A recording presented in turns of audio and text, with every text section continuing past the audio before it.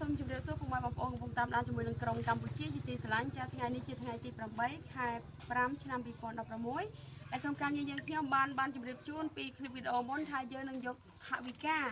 មកជូនទៅដល់3កន្លែងចាឥឡូវយើងបានធ្វើមួយកន្លែងហើយមួយកន្លែងទៀតយើងនឹងយកទៅឲ្យលោកយាយដែលមានមហារិទ្ធមកដែលនេះខ្ញុំបានបង្ហាញរូបជូននោះប៉ុន្តែដោយឡែកជាអកុសលយើងបានមកក៏លោកយាយទទួលមរណភាពហើយចឹងហើយក៏យើងបង្វែរជំនួយនេះជូនមកដល់ត្រូវជាចៅវិញចាដោយសារតែគាត់មានបញ្ហា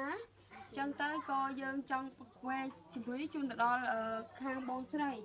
ចាគាត់មានអាយុ32ឆ្នាំហើយគាត់មានជំនួយអីគេលោកពូនិយាយហ្នឹងចាគាត់នេះមិនសូវសតិមិនសូវពេញសតិមិនសូវពេញអូអត់ពេញចាចឹងឲ្យនៅទីនេះគេហៅភូមិឃុំអីដល់ពូភូមិចកាខ្ពបសកាត់សម្បូរមាសខ្ពបសកាត់សម្បូរមាស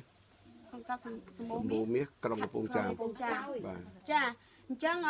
ក្រុមការងារយើងខ្ញុំទទួលថវិកាបានពី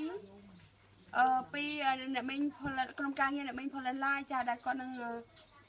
ផ្ដល់ជាថវិកាក៏ដូចជាទិញសម្ភារៈទាំងអស់នេះជូនផងដែរហើយនេះជាคลิปវីដេអូទី2នៃក្រុមការងារយើងខ្ញុំថ្ងៃនេះហើយសូមអរគុណទៅដល់អ្នកមេញដែលបានចូលរួមចាហើយក៏អរគុណទៅដល់សប្បុរសជនដែលជួយតាមរយៈអ្នកមេញក៏ដូចជាជួយតាមរយៈក្រុមការងារយើងខ្ញុំឲ្យរកទទួលទានបាននិងសុខភាពល្អសំណាងល្អជោគជ័យគ្រប់ភារកិច្ចផងដែរចាគណៈពេលនេះហើយយើងក៏សូមអរគុណទៅដល់លោកពូចាគាត់ជាស្មៀនគាត់នាំផ្លូវឲ្យគាត់បានមកឆ្ងាយមែនទែនចាគាត់និយាយរួមទៅយើងជិះផ្លូវនេះឆ្ងាយចូលមកទីនេះគឺដាច់ស្រយាលហើយគាត់ស្វែងរកព័ត៌មានគាត់ចុះមកសួរសុខទុក្ខប្រជាពលរដ្ឋទៅគាត់ដឹងពីបញ្ហាហ្នឹងក៏គាត់បានផុសទៅប្រព័ន្ធ Facebook ហ្នឹងយើងក៏បានឃើញអញ្ចឹងយើងអរគុណទៅដល់លោកពូហើយក៏អរគុណទៅដល់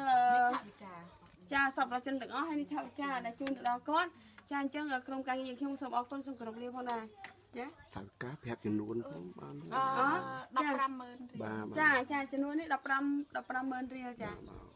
ហើយនឹងសម្ភារៈទាំងអស់នេះចាមានកងចាអត់ឡើងហើយចុះ